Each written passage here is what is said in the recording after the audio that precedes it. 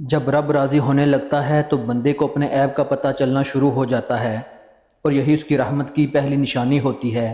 جب تم پر کوئی مشکل آئے تو کسی کا احسان نہ لو، کیونکہ مصیبت چند دن کی ہوتی ہے اور احسان ساری زندگی کا۔ انسان نے جو کچھ جوانی میں کیا ہوتا ہے بڑھاپے میں وہ ضرور لوٹتا ہے اگر اس نے توبہ نہ کی۔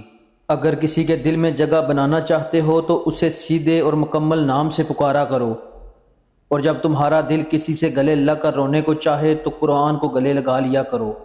تمہارا ایک رب ہے، پھر بھی تم اسے یاد نہیں کرتے، لیکن اس کے کتنے بندے ہیں پھر بھی وہ تمہیں نہیں بھولتا۔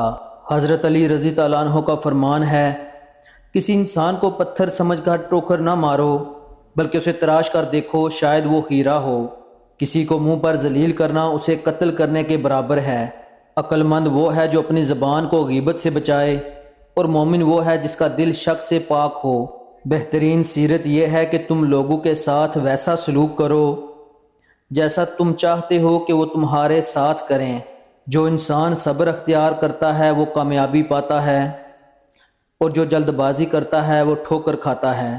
دنیا میں 1000 رشتے بناؤ، لیکن ایک رشتہ ایسا بناؤ کہ جب 1000 تمہارے خلاف ہوں تو وہ ایک تمہارے ساتھ ہو۔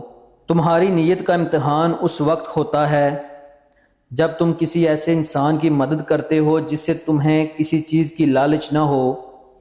ساری دنیا کے لوگ تجھے اپنے فائدے کے لیے چاہتے ہیں، اور ایک تمہارا رب ہے جو تمہیں تمہارے فائدے کے لیے چاہتا ہے۔ اللہ تعالیٰ اپنے دوستوں کے لیے از خود ہی آزمائشوں سے نجات کے اسباب مہیا فرما دیتا ہے۔ بعض اوقات آزمائش لمبی اس لیے ہو جاتی ہے کہ اللہ اپنے بندوں کی تربیت اور ان کے ثواب میں اضافہ کرنا چاہتا ہے۔